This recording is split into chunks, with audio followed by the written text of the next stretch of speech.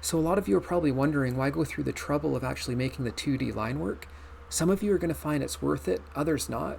For me, I have probably three major reasons why I do go through the trouble of making the 2D line work.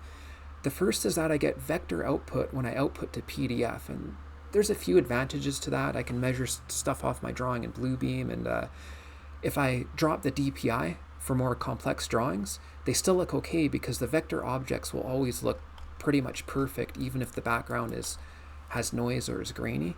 The second reason will probably only apply if you don't have the latest and greatest hardware. I find that when I'm annotating over top of a shaded view or a layout with lots of shaded views, I get lots of lag. But what I can do is just shut off my shaded viewports. I still have my 2D line work here, and then I can just basically do all my annotations with zero lag.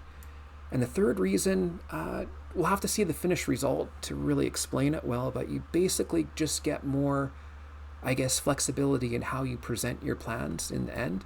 Using the 2D line work combined with your shaded background just gives you way more flexibility than you can achieve just using either a display mode or just your basic 2D line work alone. Okay, I'm back in the model, and I still have my named C-plane set from earlier. If you didn't follow that step, don't worry. What's going to happen is when you do the make 2D, your make 2D is just going to appear probably down here. So when we do this step, just make sure you're either in that named C-plane, which you can restore from here, or if you did the view, you could just double click on here, or you could just do this from the top view. But just bear in mind that your make 2D line work might be hidden after we create it. So yeah, I've come up with a bit of a process. When I started making videos, I actually refined the process.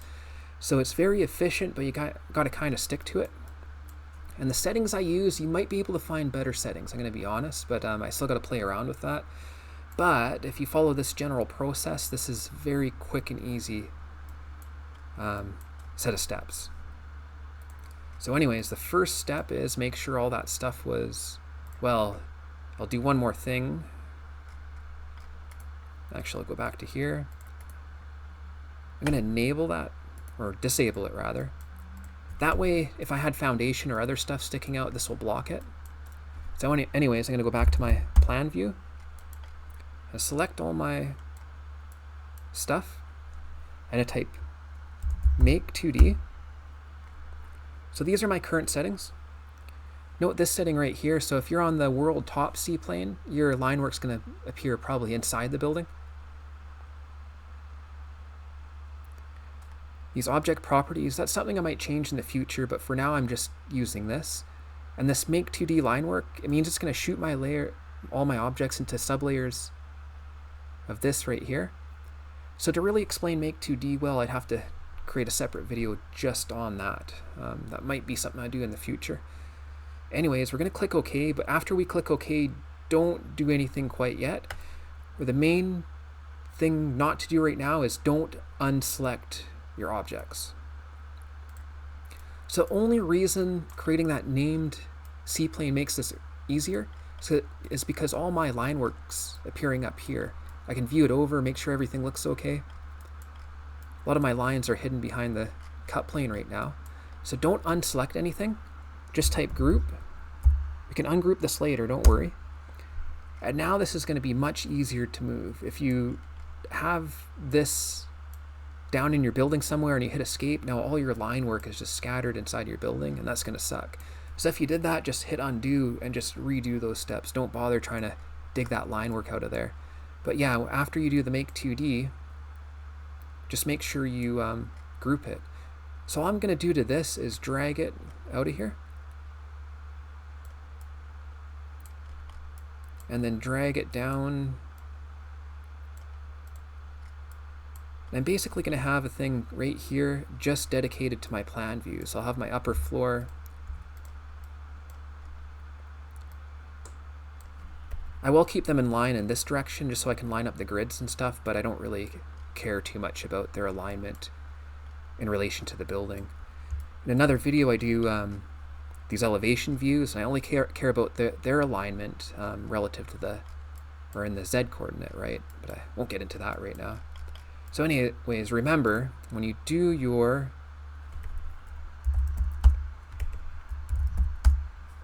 make 2D,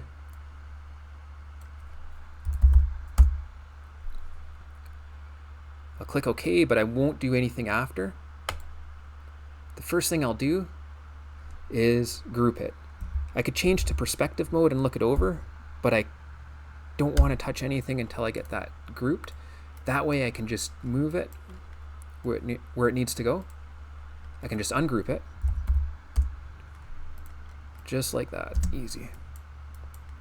But yeah, if you stick to that process, probably use different layer settings maybe, just to suit your needs. You can create make 2D line work in seconds.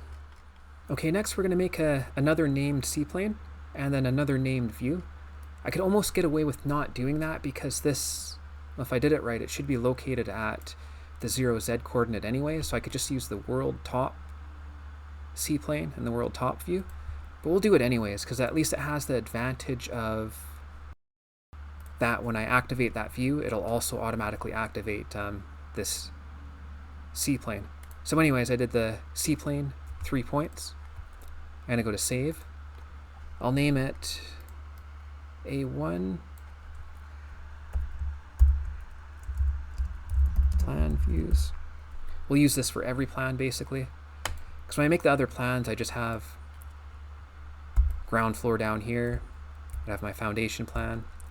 Then I have like my roof plan up here. Site plan would be somewhere else, but whatever.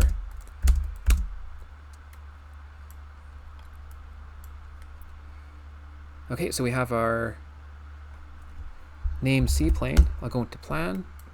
Let's create that name view.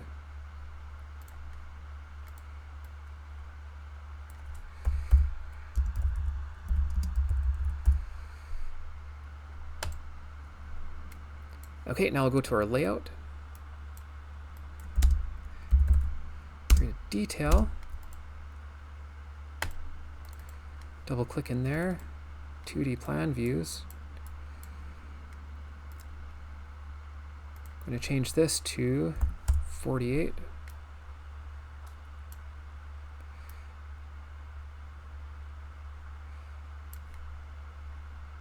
Lock.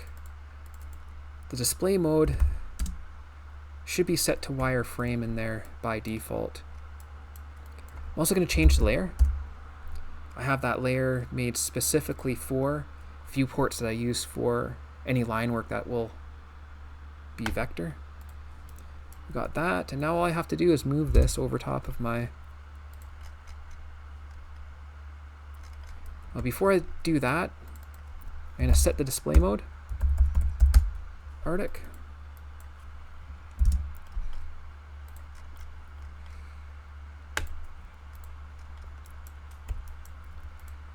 Okay, so I won't do it in real time, but I'm going to annotate the plan a little bit. And I think I'll hatch the walls just so you can see one key advantage of using cut planes like this. Or not cut planes, but 2D line work. The line you see around the edge, I'll have to go figure out what that is. I think that might be the foundation or something showing through. Looked like something was missing there. One thing I got to do is use the draw order command, bring to front. Let's hit Control P. We'll do a quick print preview. So I think it's going to look okay. So yeah, I'm going to shut the video recording down. I'm going to put some annotations on that just so you can see what it looks like kind of when it's closer to being totally complete.